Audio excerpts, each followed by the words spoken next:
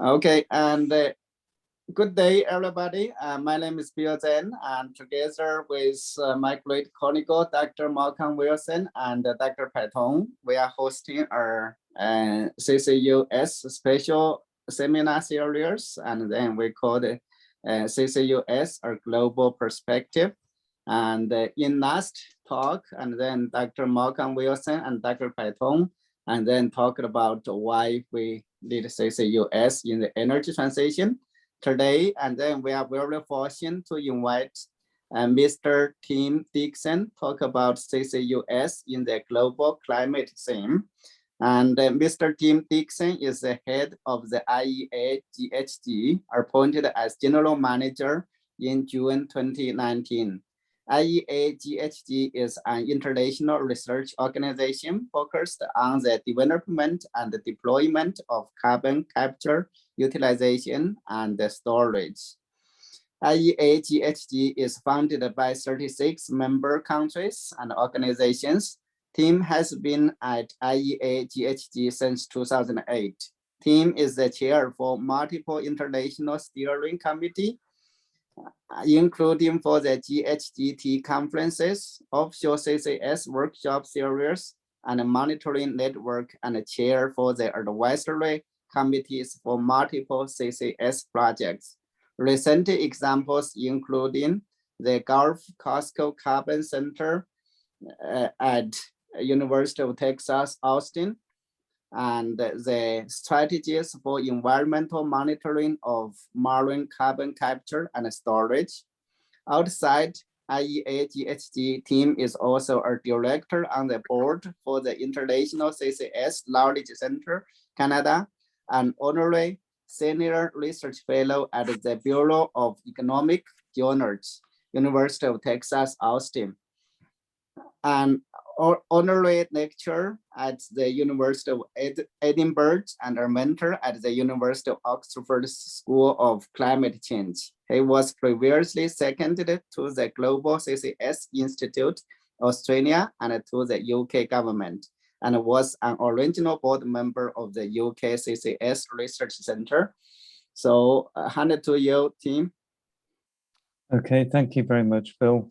And welcome everybody. So I'm in this webinar series, and what I'd like to talk to you today about is CCUS in the global climate scene.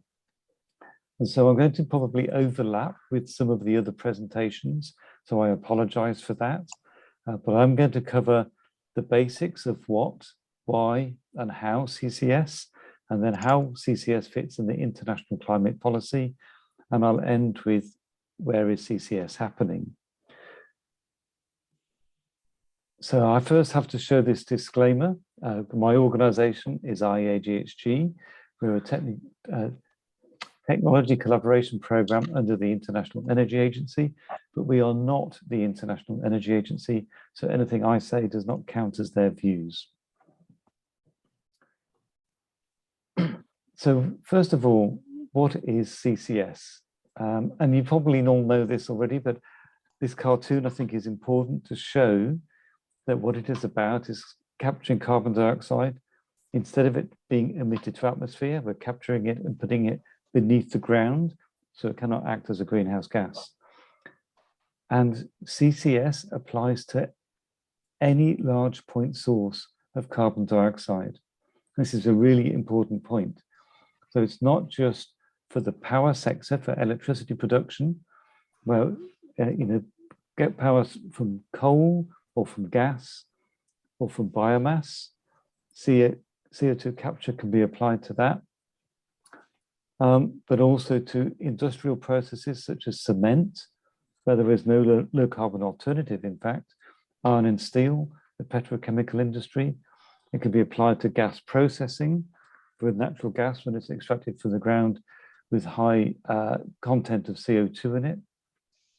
And it can also be applied to actually capturing CO2 from the atmosphere, from actually direct air capture of the CO2 from the atmosphere. And that CO2, it's important, it gets put beneath the ground. And I just should mention also the biomass point, because there's an acronym biomass energy with carbon capture and storage, BECCS, that is, as well as the direct air capture, that is also a negative emission technology because the biomass is regarded as carbon neutral. The carbon dioxide within that is only recently removed from the atmosphere. So when it's used in an energy conversion process and released again, and if the CO2 is captured, then you've effectively taken that CO2 from the atmosphere. So that cartoon says a lot, but the one thing wrong with that cartoon is the scale, because we put it very deep beneath the ground, at least 800 meters, and often much deeper. And this schematic shows much better the scale. And this is actually a project in Saskatchewan. It's the CO2 from Boundary Dam goes to the Aquistore deep saline formation, and that is 3,000 meters deep. And it also shows, this is a very typical example, the number of layers of geology that trap the CO2 down there. So it's a long way from the surface. And the trapping mechanisms, there are several, including the fact that there is a sealing layer above the reservoir that you inject into, but there can be numerous sealing layers. But the trapping mechanisms there, and that's a schematic, a diagram from the IPCC. It's the longer it is in the geology, the more secure it becomes. So this is a really good thing about doing CO2 geological storage. So staying with the IPCC, the Intergovernmental Panel on Climate Change, who provide the main evidence base on climate science and climate change and mitigation. So this part of my talk is the why are we doing CCS? And I think that Dr. Patoun and Dr. Wilson covered this last week. But the IPCC's last assessment report, AR5, looked at this, did a sensitivity analysis on what if we took out some of the low carbon technologies. And in trying to achieve the climate goals, excuse me, I need to just,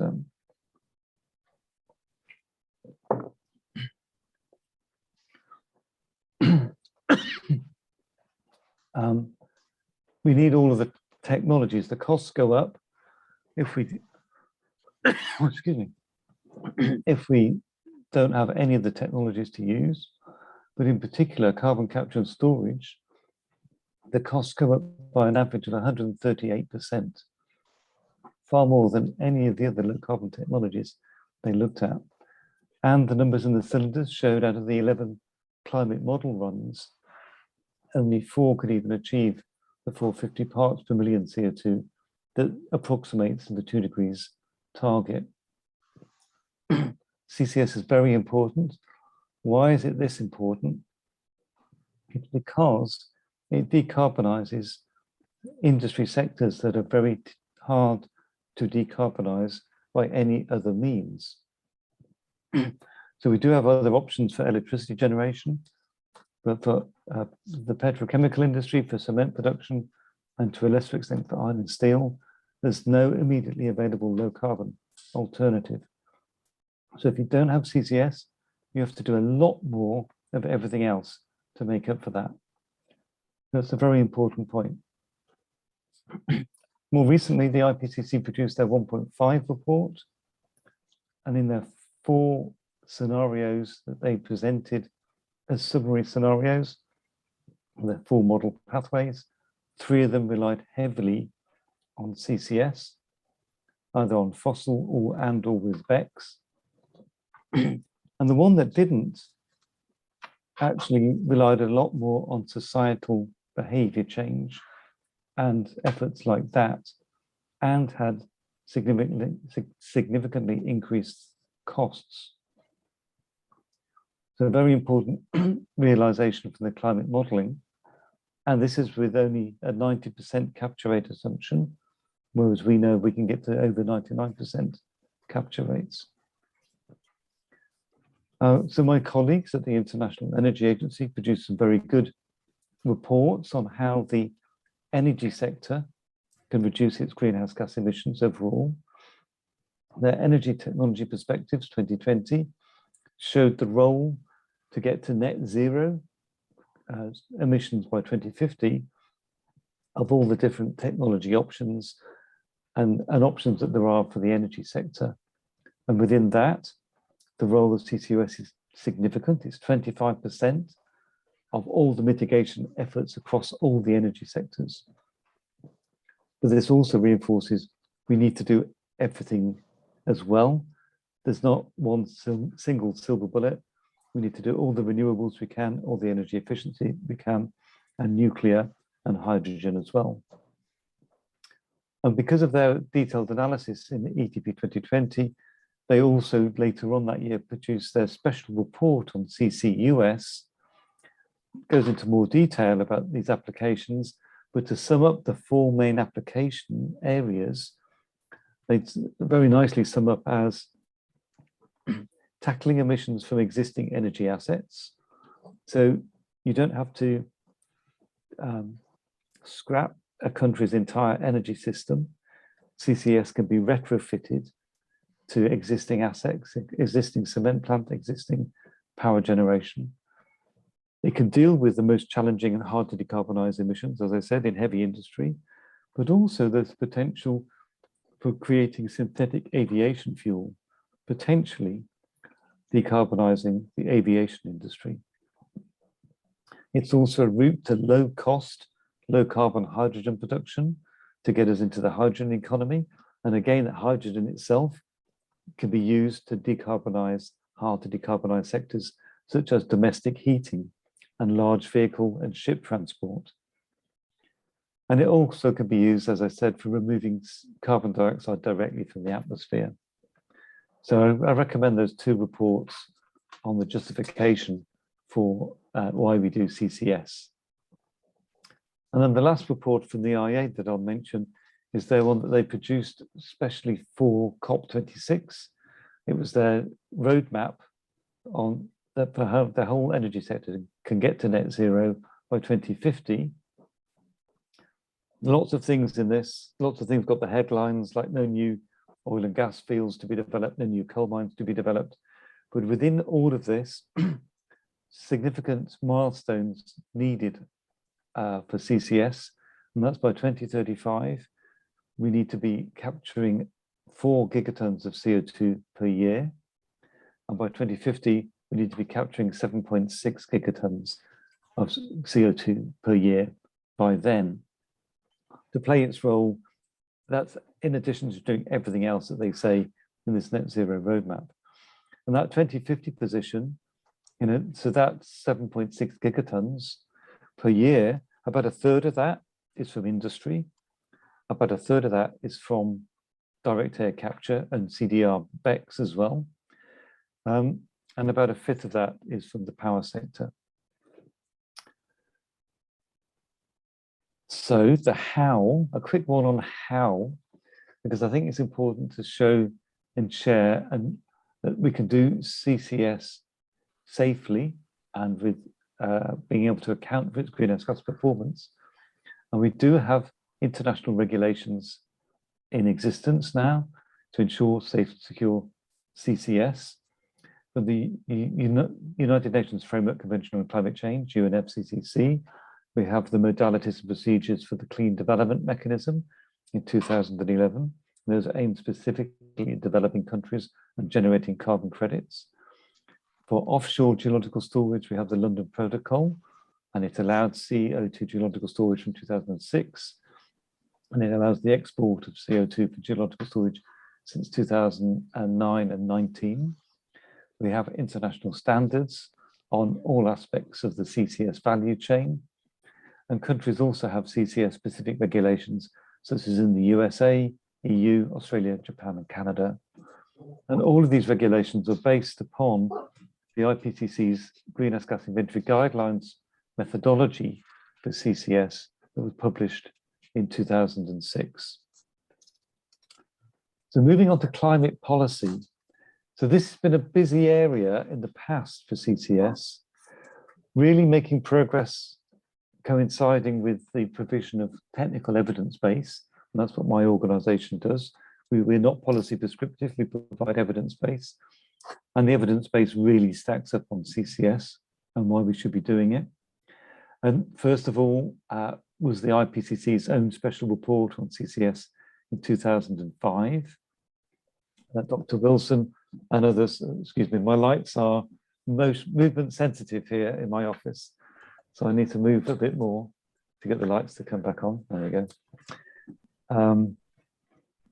Dr. Wilson was one of the authors of that report, and that started a consideration of CCS, whether it should be eligible for the clean development mechanism.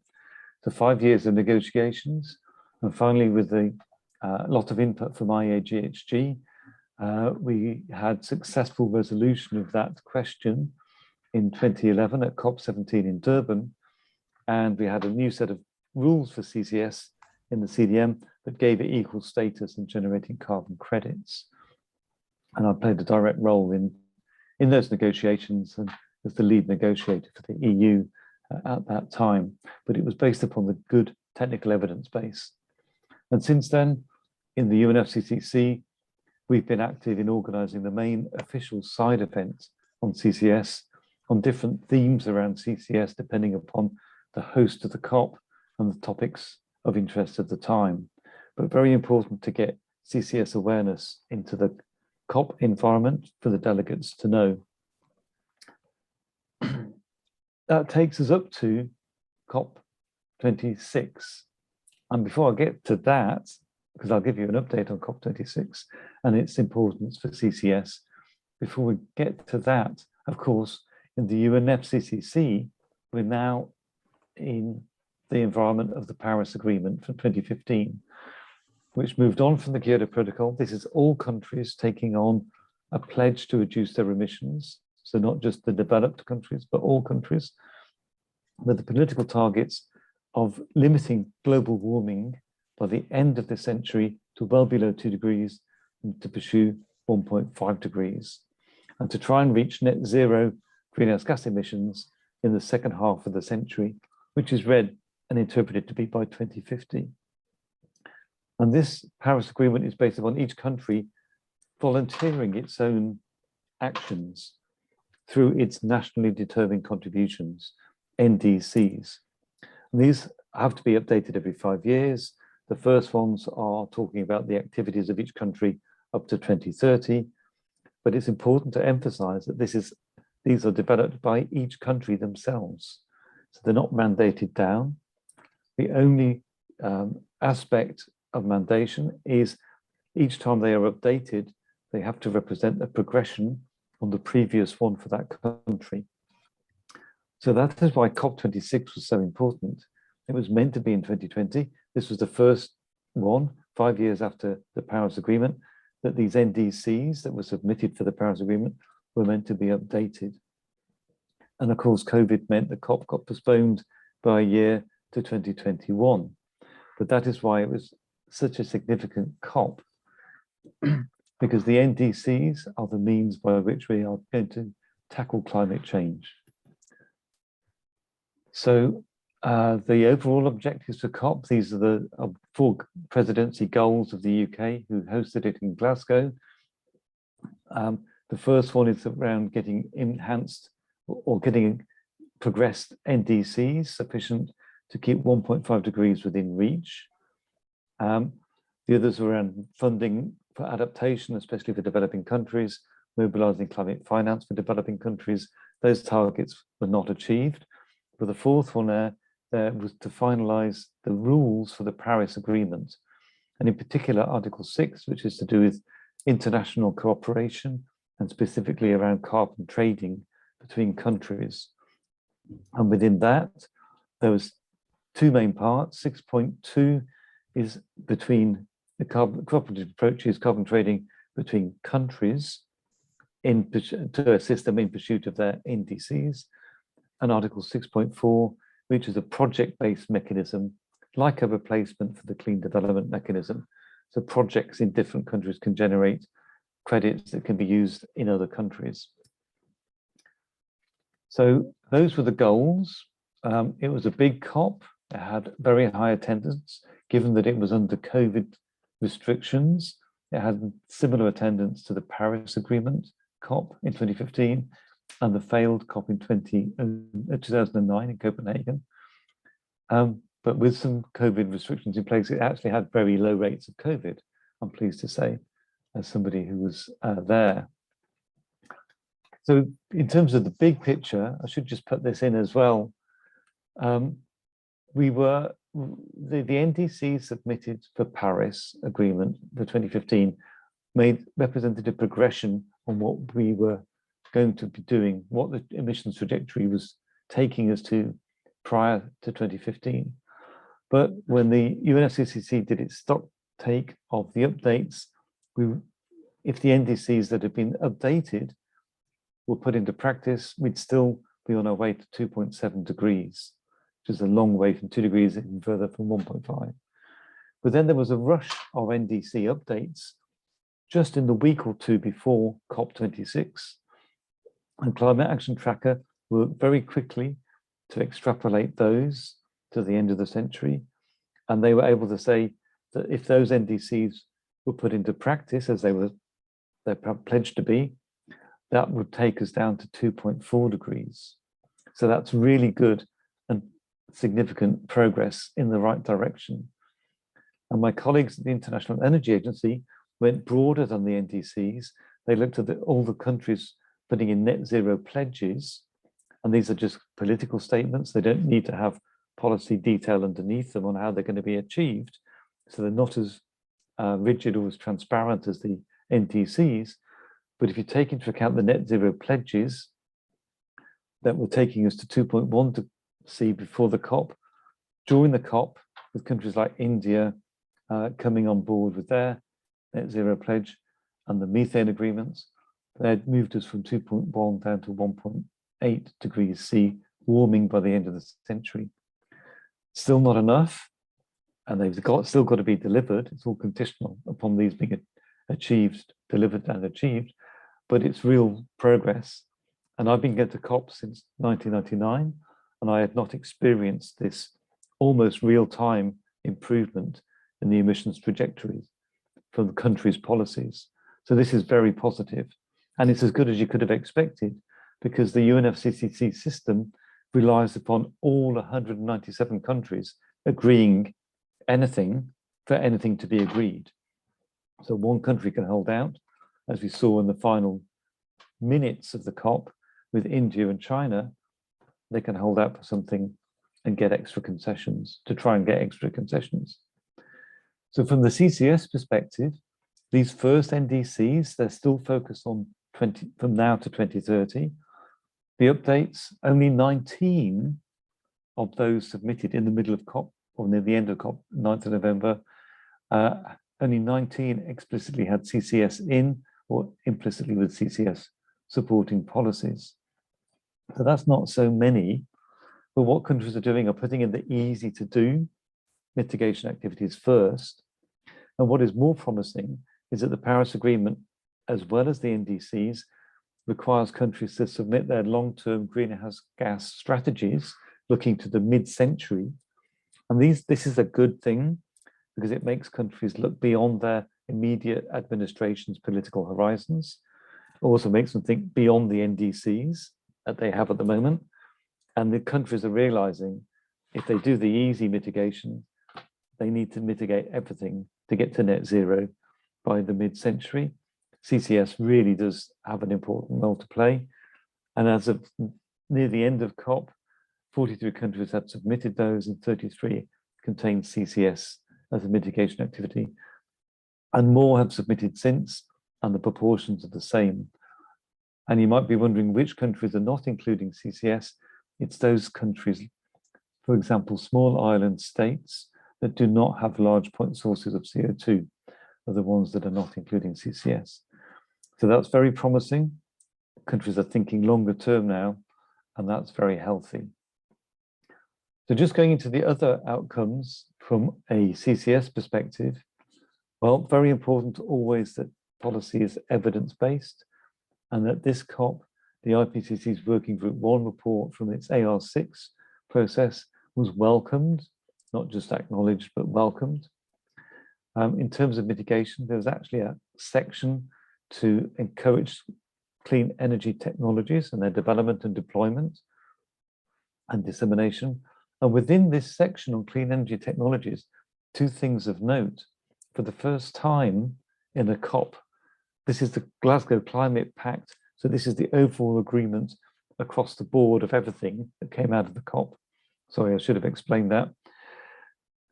First time in such a overall overarching agreement that fossil fuels have been explicitly named. So that's significant, but also during the negotiations, a really important clarification was added, and that's this phase down, and that's the highlighted in yellow, the phase down of unabated coal power. Unabated means without carbon capture and storage, without CCS.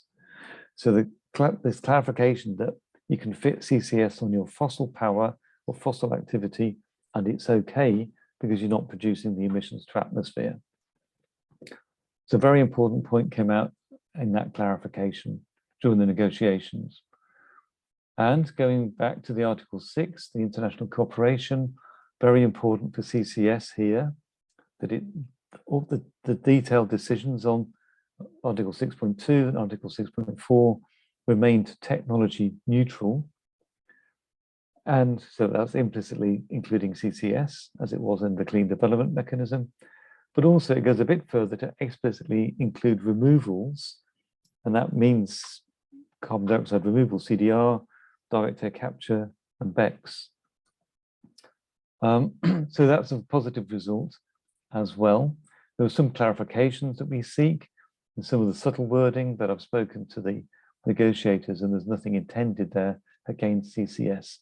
And there's some more work to do now in the meetings before COP27 and at COP27, just to do some putting the detail into these main decisions on Article 6.2 and 6.4, including work around how to quantify carbon dioxide removals.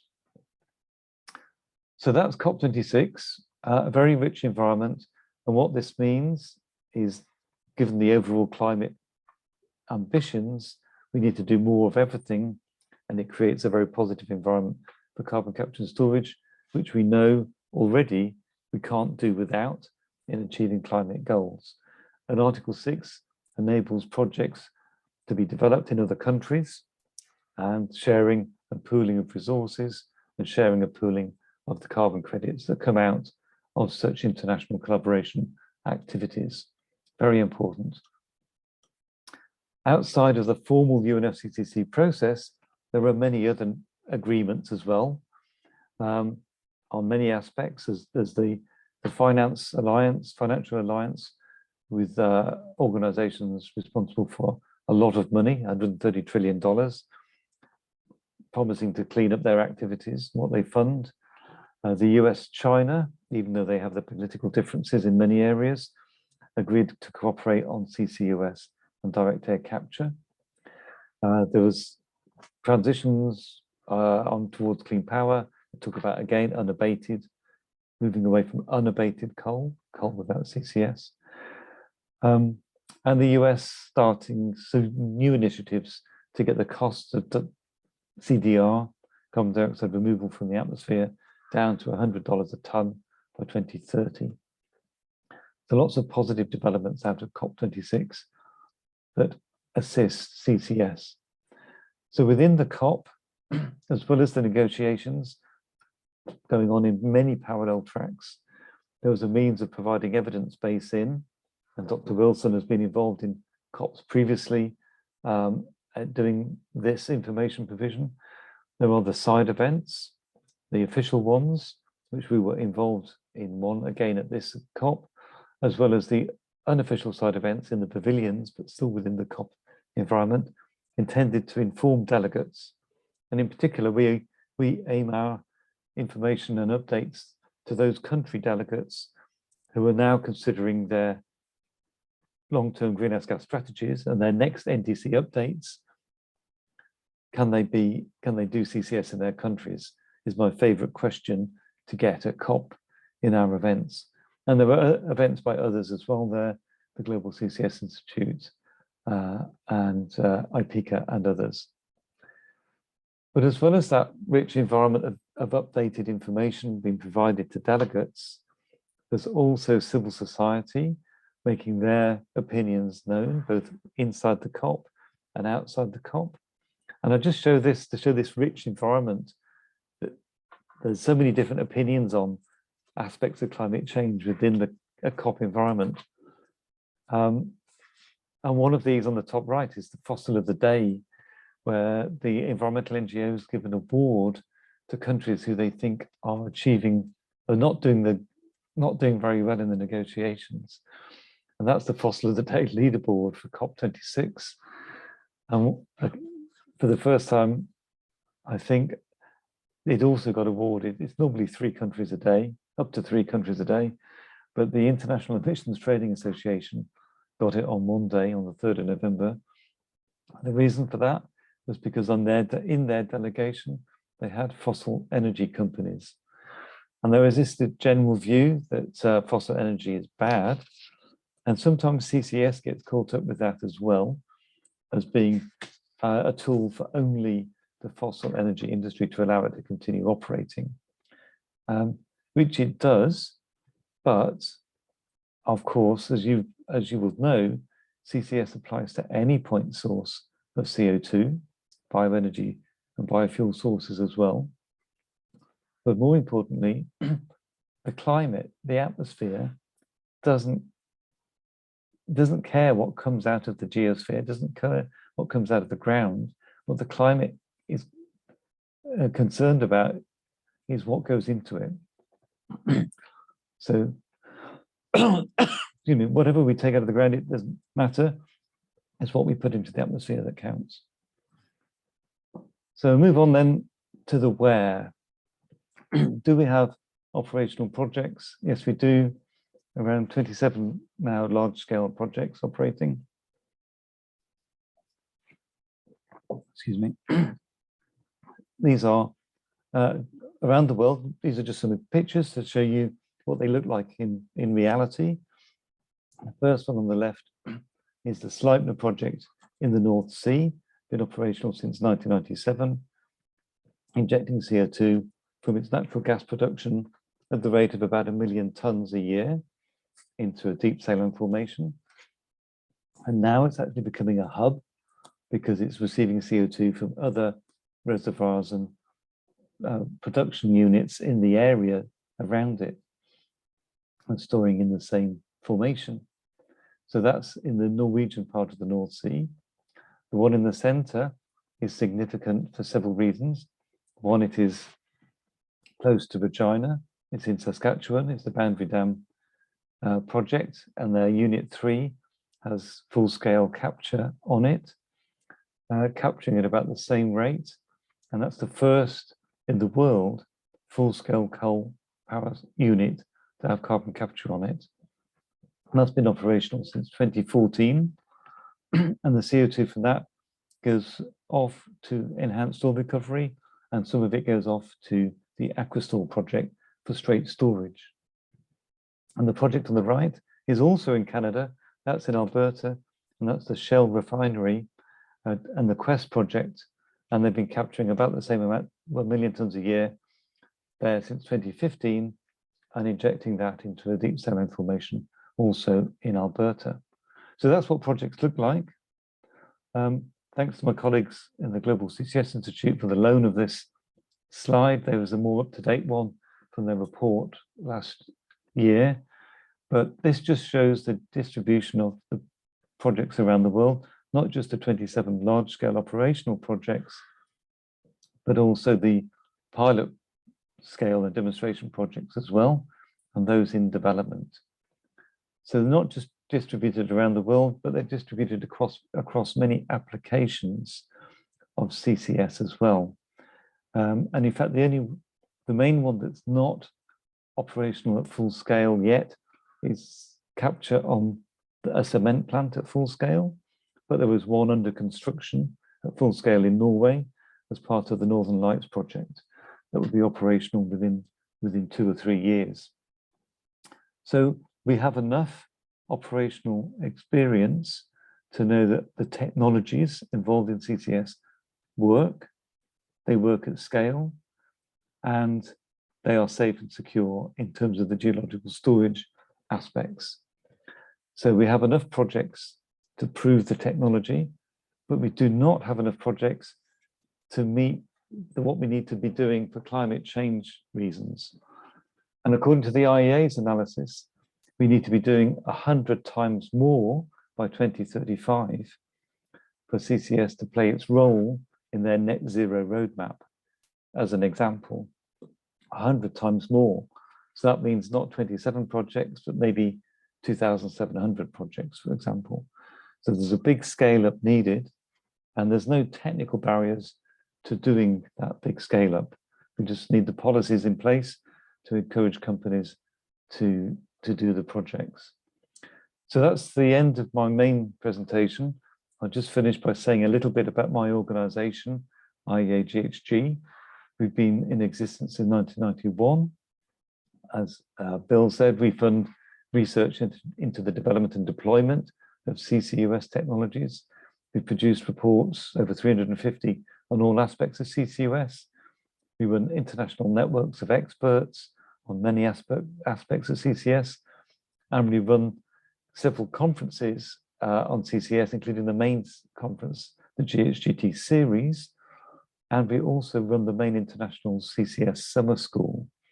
I'm very proud that we take it every other year to Regina. It's hosted by originally SaskPower, but now by the International CCS Knowledge Centre in Regina. And that's very good for international students because they can get to visit the Boundary Dam project and they get to visit the Aquastore part of that project as well. All of this technical information we produce, as I said, we're not policy prescriptive, but we are policy relevant. So we put a lot of effort into making sure it's the right information used in the right place for policy and regulatory developments. So we are active in all of these areas. The UNFCCC, as I said, expert reviewers and input into the IPCC, ISO, along with Dr. Wilson, the IMO, CSLF, Clean Energy Ministerial, etc. And my last slide is just a plug for our own conference, our next conference, GHGT 16. They're every 2 years. This one will be in October this year in Lyon, in France. It's going to be an in-person conference. We had to do the last one fully virtual, based in Abu Dhabi. It worked, but this one's going to be in person. So we're really looking forward to this. We've had over 800 abstracts received, which is up on the previous one. So that shows, and it reflects the level of activity in CCS that's going on. I hope that some of you might have put abstracts in. And I hope that some of you will think of attending the conference yourselves. So with that, thank you very much for listening, and I'm happy to take any questions. Thank you. Thank you very much, Tim, and then for the wonderful presentation now, and then let's open for questions, and then audience, and then you can just raise your hands and then to ask questions, or you feel more comfortable, you can type your question on chat, and then I can read your questions.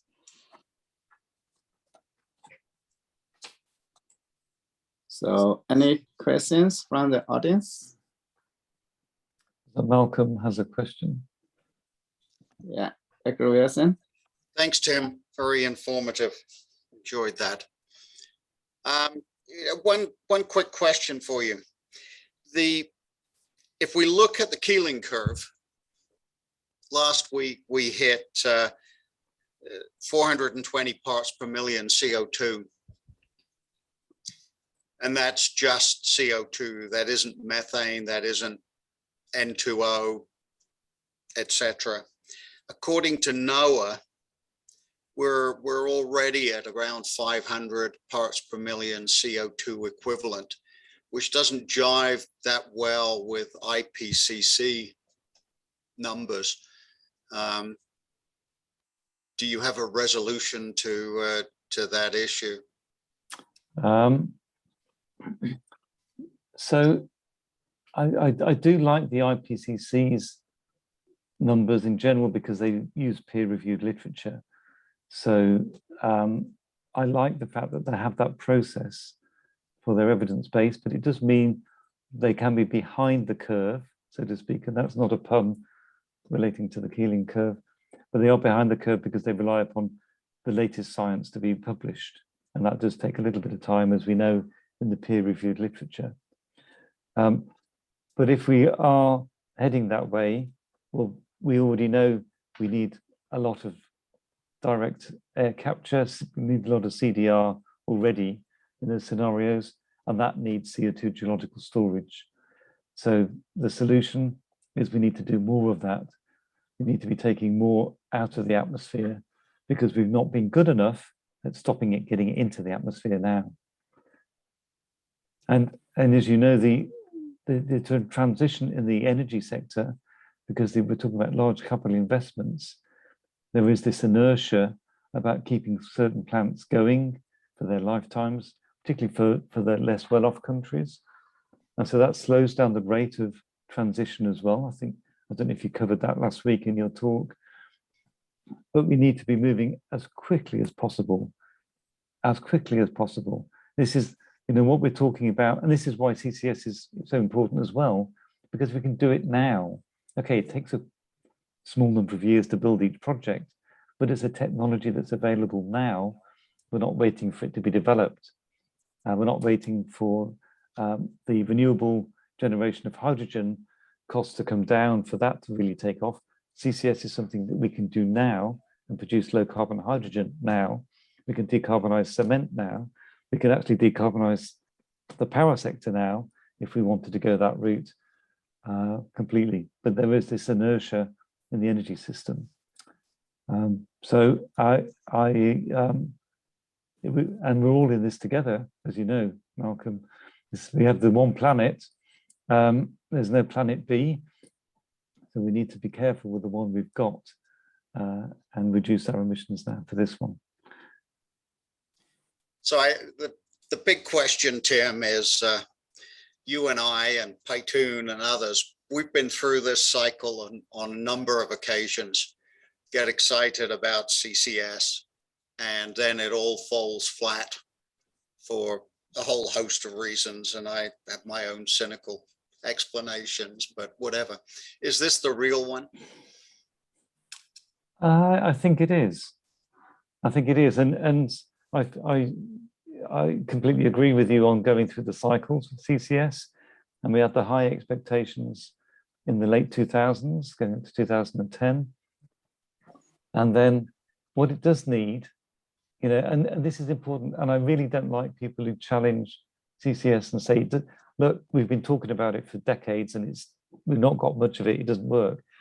It's not a failure of the technology, it's a failure of us, the humans, and the policies being in place to stimulate it. And, in the country that I'm from, and we're based in the UK, we had a very painful U-turn in 2015, when with 2 weeks notice before the final investment decisions, the UK government went into a big reverse on the 2 UK projects. And that, there was nothing technically wrong at all with those projects. I'm very pleased to say that the UK government now realizes the need. It is actually quite evidence-based from its climate change committee. And the climate change committee says the UK can't achieve anything like its climate goals, its emission goals without CCS.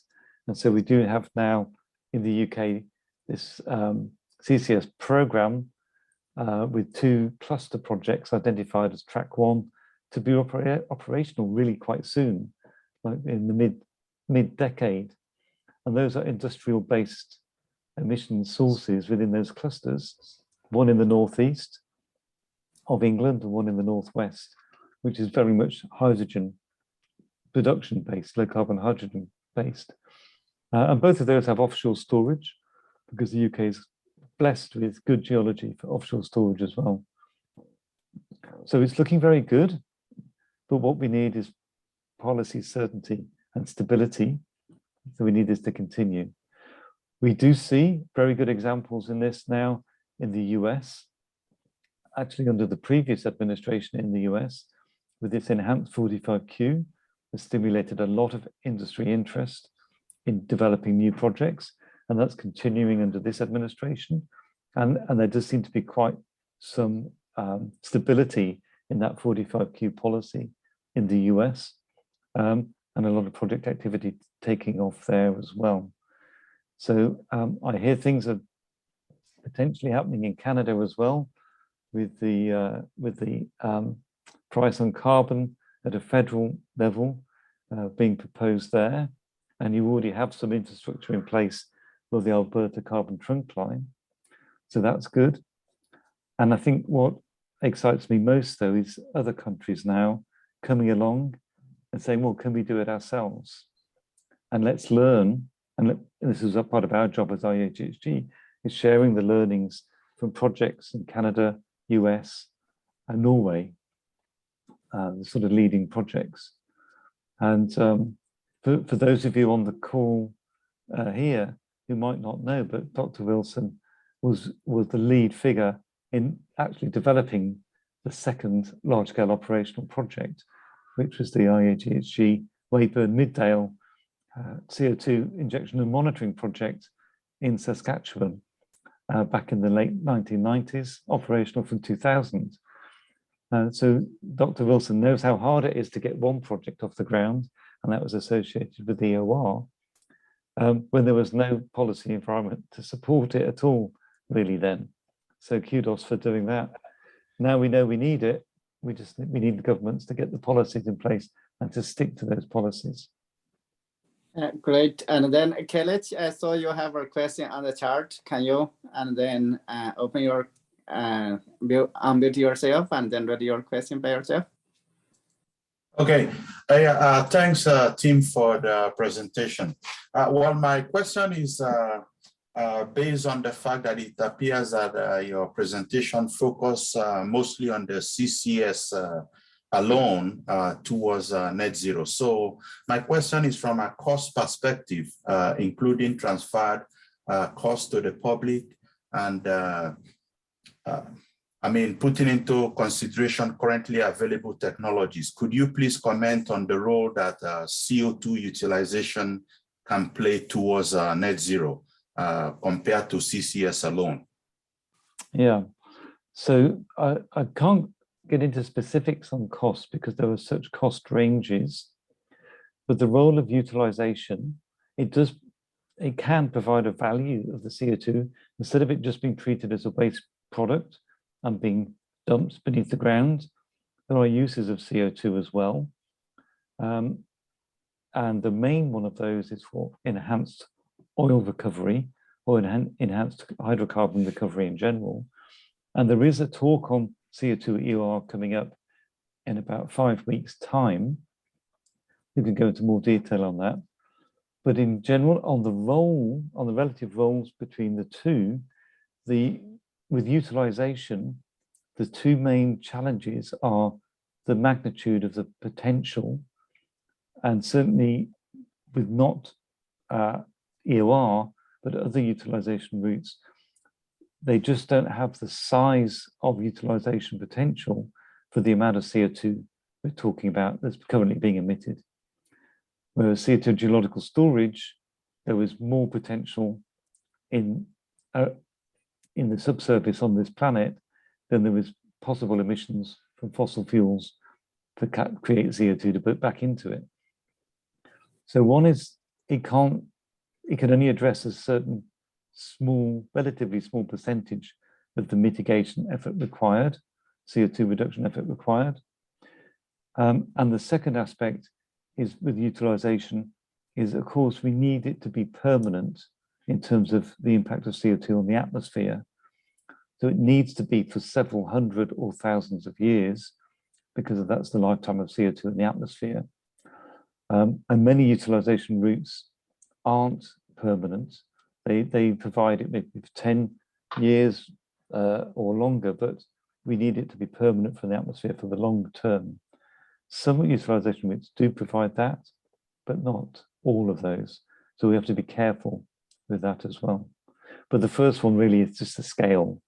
We need to do a lot of CO2 capture and storage, and there isn't enough utilization options to use all of the CO2 that we need to capture. Okay, thank you. Yeah, we have another question from the chart from Elvis Tao. And then Elvis, could you please turn on your mic and then read the question by yourself? Sure, definitely. Can you hear me all right? Yeah.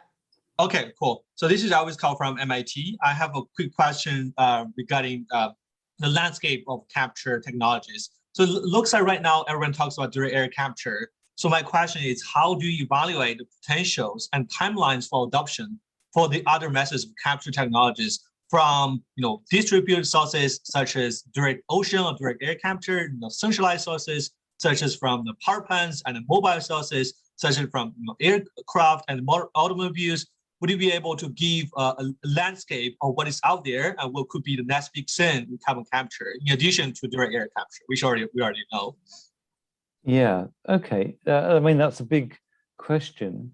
So probably what I would point you at first is the IEA's net zero roadmap, because most of these applications, they do quantify the amount in their modeling, and bearing in mind they're using their integrated assessment models for the energy sector, looking for least cost emissions reductions. So they're driven by least cost. And they look at most of those except direct ocean capture, which at the moment, I don't think is being looked at in scale for application. The mobile sources, again, really important, and they do include that because of the ability of hydrogen to be used in mobile sources, as well as the potential for synthetic aviation fuel as well. So I'll point to that first. And then if you've got more detailed questions, we have done recent reports on looking cost comparisons, well, firstly, across the different technologies within direct air capture itself, and also within a broader selection of negative emission technologies that are close to market. So if you send me an email afterwards, Elvis, I can send you those reports. There are other things. You say, what's the next big thing? Well, we need to be doing all of these things, as I've said previously. The one that isn't the next big thing, I think, is direct ocean capture. There's some research work going on into that. And I'm active in the London Protocol meetings and follow their cautionary response. Having worked on getting CCS accepted, they're being very cautionary about geoengineering involving the marine environment because of the lack of knowledge about unintended impacts, unintended environmental impacts on the marine environment. So they are very, very concerned about CO2 being absorbed into the world's oceans from the atmosphere and the ocean acidification that's resulting. They're very concerned by that, and that motivates them to be more positive on CCS. But in the same way, they're very cautionary about other means of removing CO2 from the atmosphere that may involve the oceans. So I can actually send you their report on the methods that involve oceans if you're interested in that as well. So right. I would say that's not the next big thing. So it's sort of part answer to your question. So should I send that to the University of Reading email address? Email address. Okay. So t.j.dixon at reading. Yeah, tim.dixon at ieaghg.org. Okay. Apologies, it's not on my last slide, but I will do that. Thank you. You're welcome. Okay, thank you very much. So any further questions from the audience? Hi, Dr. Zhen. Yeah.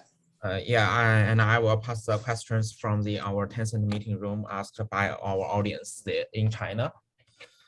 This question is for Mr. Tom Dixon, and the audience from China will focus on a question, and that whether we have an office set up in China, or if there will be a representative who will handle all the problems and set up the collaborations with Chinese companies. Ah, okay.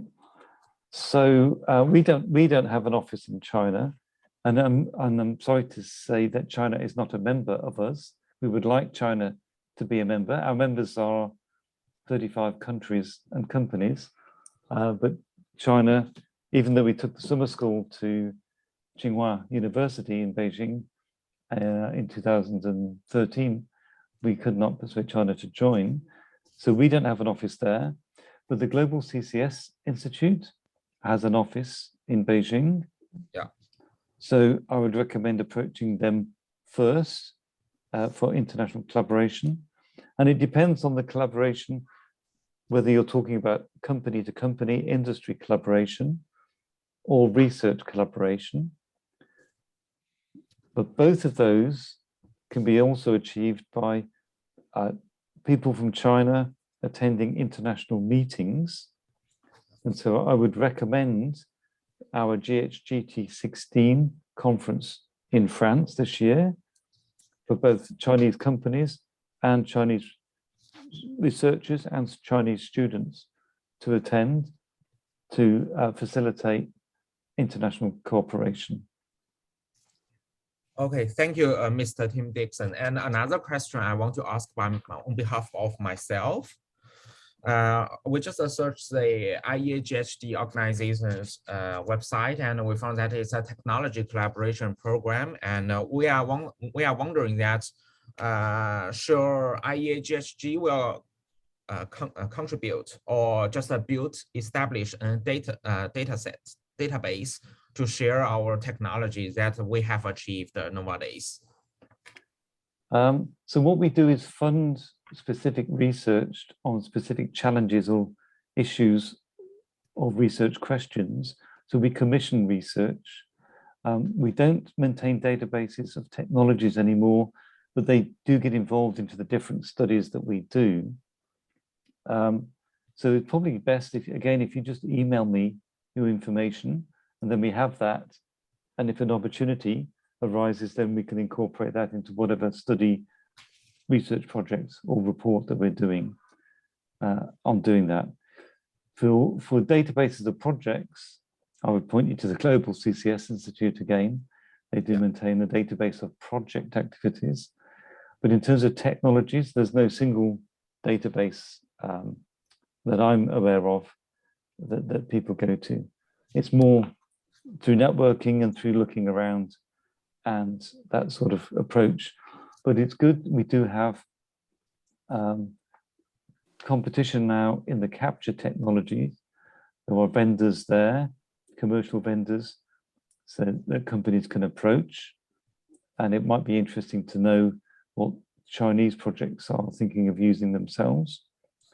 And of course, with the geology side, with the storage side, that is each country's own resource. That's one of the good things about this. It's each country's own resource to use. So there it's about enabling the geological surveys of the countries to understand what geology they've got and whether and how it's suitable for CO2 geological storage. Okay, thank you, Mr. Tim Dixon. Yeah, that's all for my questions here. Thank you. Okay, great. And then any further questions from the audience?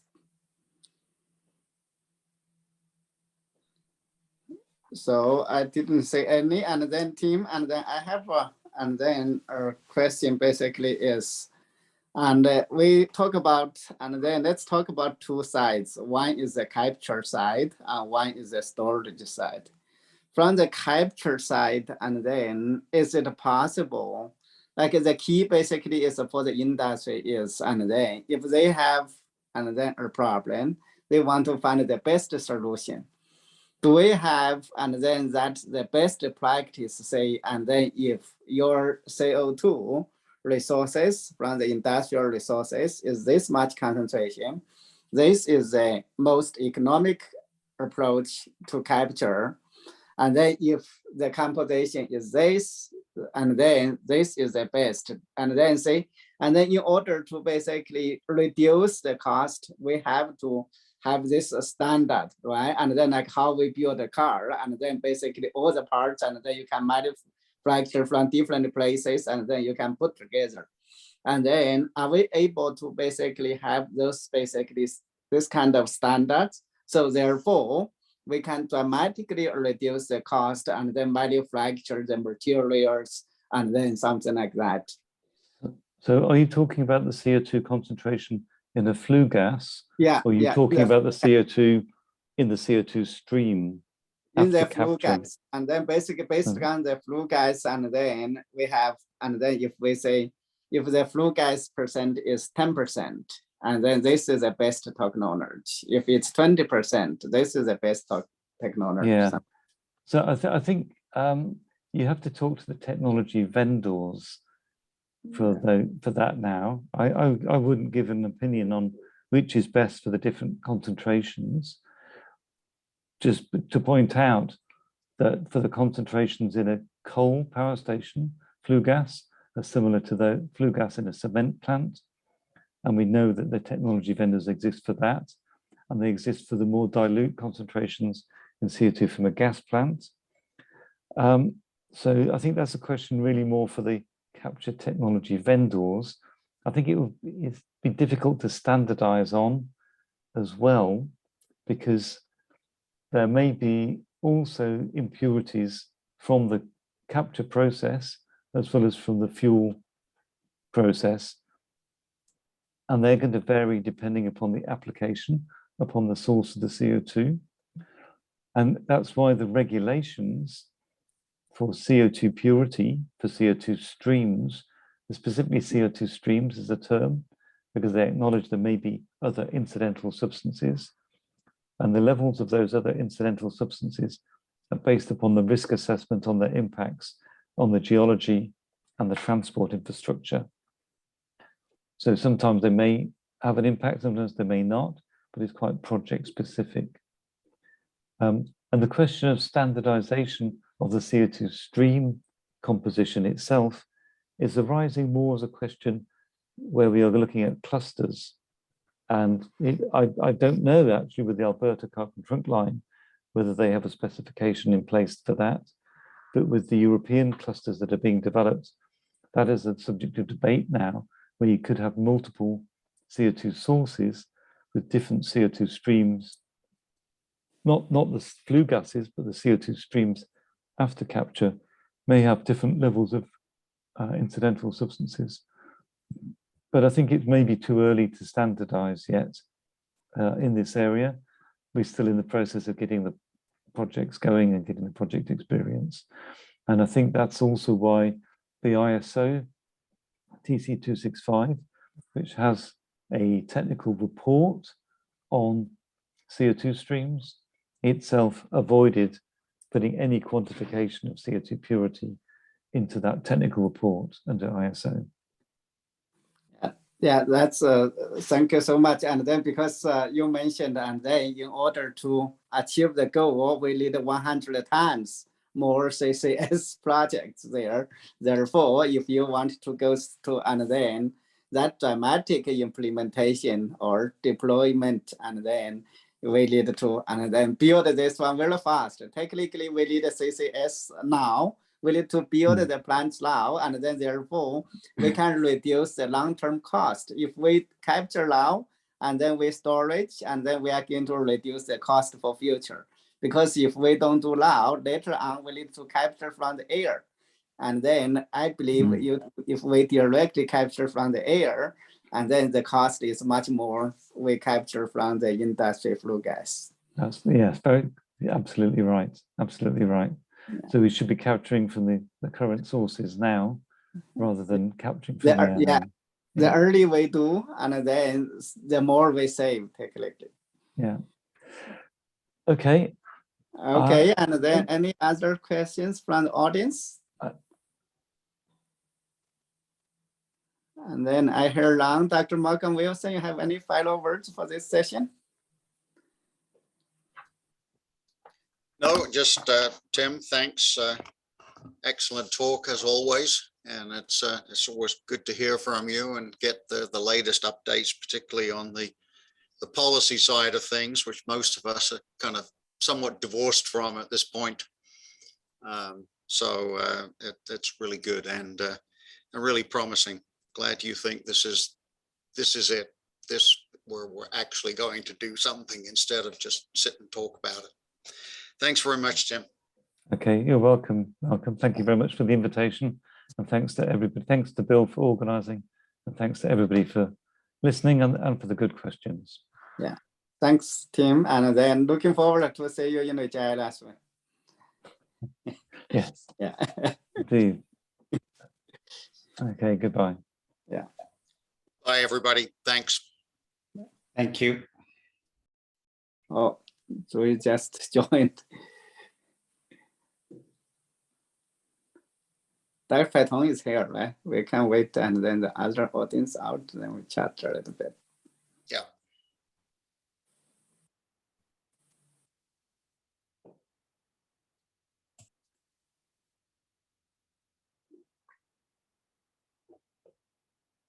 Yeah, I get lots of sunshine over there. Yeah, this room faces east, Oh, okay. and so we get a lot of sunshine coming in. So you can see it on the side of my face. Yeah.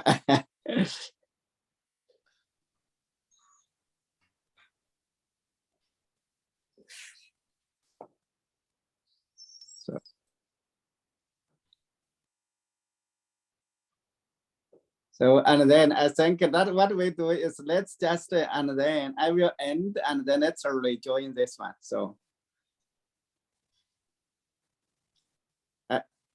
Okay. Yeah, I will end and then let's just rejoin the room so we get other people out. Okay. Yeah.